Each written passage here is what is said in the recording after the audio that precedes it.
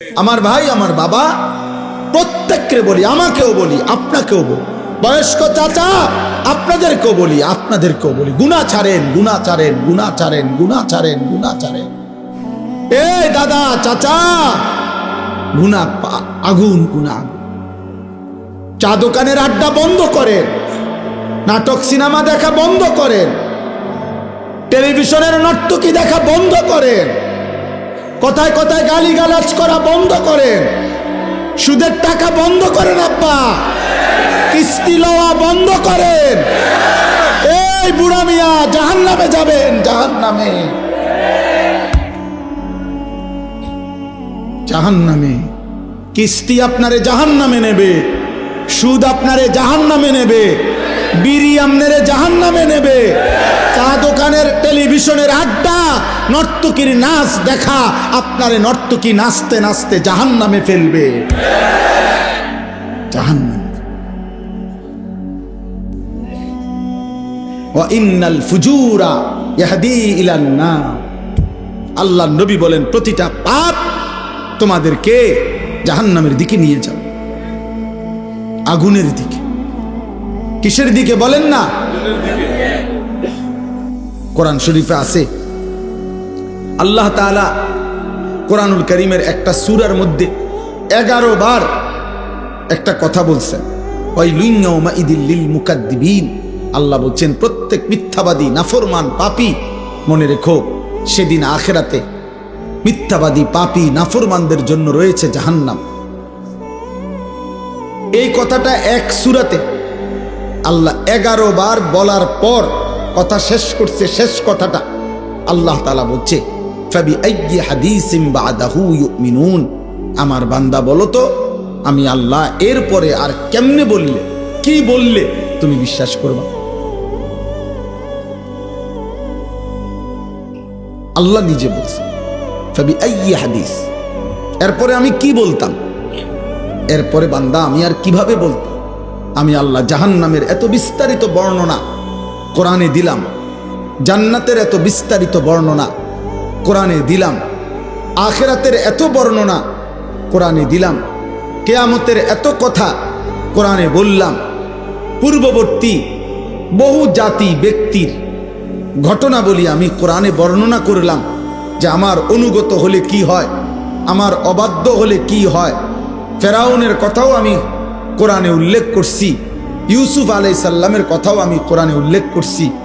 আনুগত্যের পুরস্কার কি, আমার অবাধ্যতার পরিণতি কি, সেই নূহ আলাইহিস সালামের কওম থেকে আমি আল্লাহ যুগে যুগে কত জাতি, কত ব্যক্তিকে আমার নাফরমানির কারণে ধ্বংস করে দিছি, কত জাতি, কত ব্যক্তিকে আমার আনুগত্যের কারণে সম্মানিত করেছি। এগুলো আমি কোরআনে বলেছি।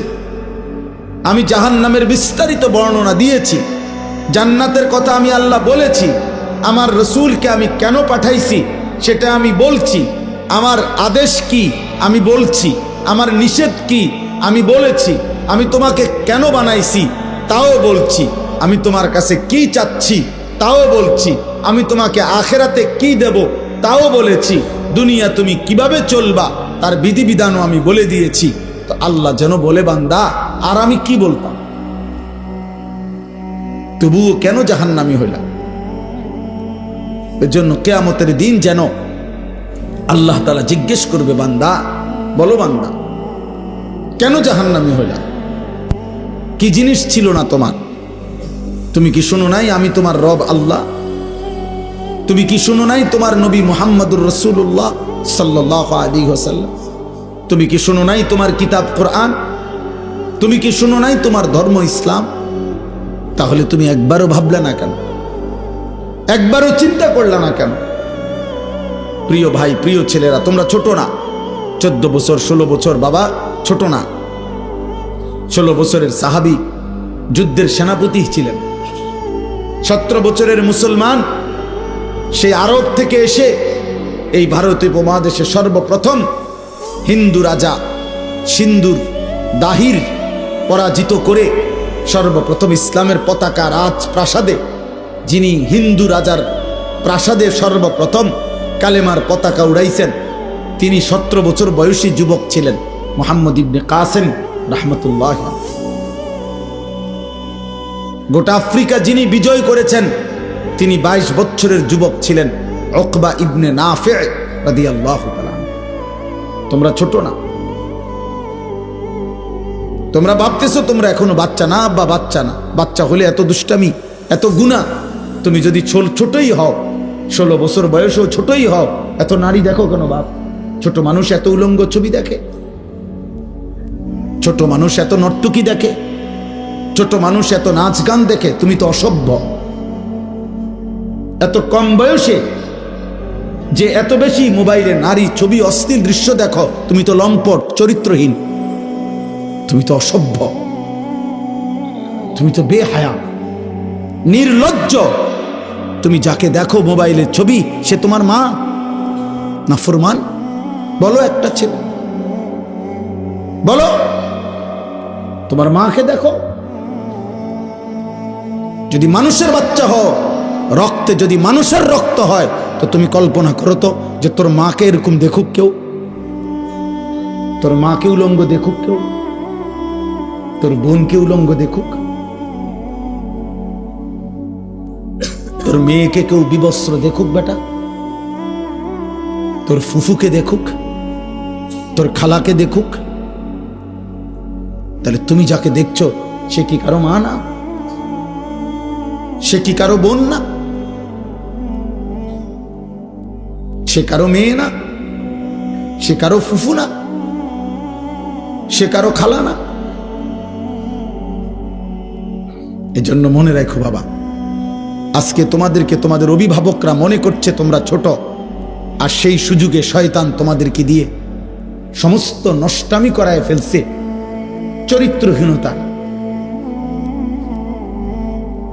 চরিত্রহীনতার জেনার, ব্যভিচার, নারী ছবি, অশ্লীলতা, বেহায়াপনা।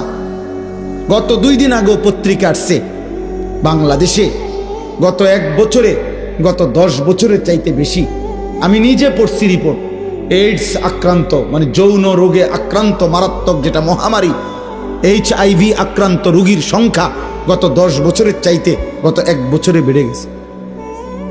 এবং উনি লিখছেন যে এর একটি বড় অংশ, রিপোর্টার লিখছেন, বিভিন্ন হসপিটালের জরিপ হিসাব করছেন, এই হসপিটালে চিকিৎসাধীন কয়জন, এর মধ্যে উনি লিখছেন বড় অংশ কিশোর, যুবক না, কিশোর।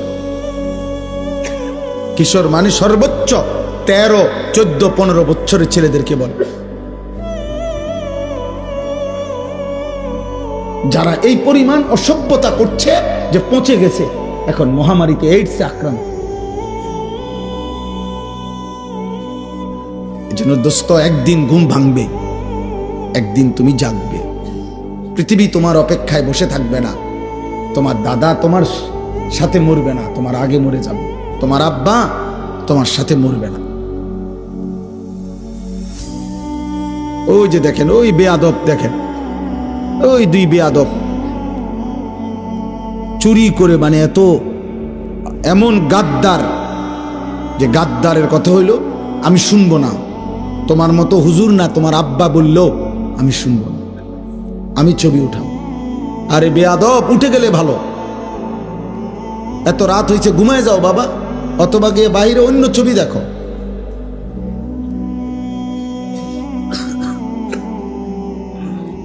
এই জন্য বললাম বাবা, এটা বুঝতে শেখো বাপ, আগামীর হায়াত অনিরাপদ হয়ে যাবে। লাম তাজহারিল ফাহিশাতু ফি কওমিন হাত্তা ইউলিনু বিহা ইল্লা ফাশা ফীহিমুত তাউন ওয়াল আওজা' আল্লাতী লাম তাকুন মাদাত ফি আসলাফিহিম আল্লাযীনা মাদাউ।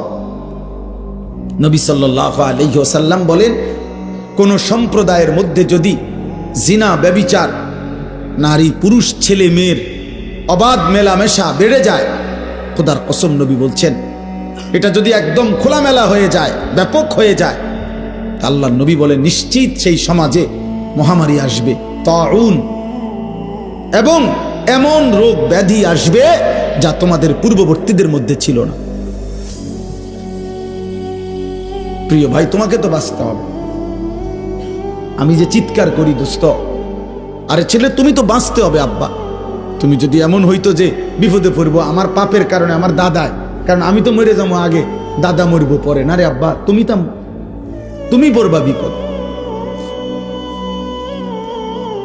আগামীর সমাজে নিরাপদ সম্পর্ক, হাদিসে আছে, কোন সমাজের মধ্যে ছেলে মেয়েরা যদি অবাধ এই নারী ছবি, অশ্লীলতা, বেহায়াপনা, উলঙ্গতা তোমাদের সবার পছন্দ হয়, তাহলে আগামী সমাজে তুমি নিরাপদ সম্পর্ক, নিরাপদ ফ্যামিলি, আগামী সময়ে তোমরা নিরাপদ বোন, নিরাপদ মেয়ে, নিরাপদ ইজ্জত, সতীত্ব খুঁজে পাবা। আল্লাহর কসম করে বলো, কসম খোদা, এটা মনীষীদের কথা।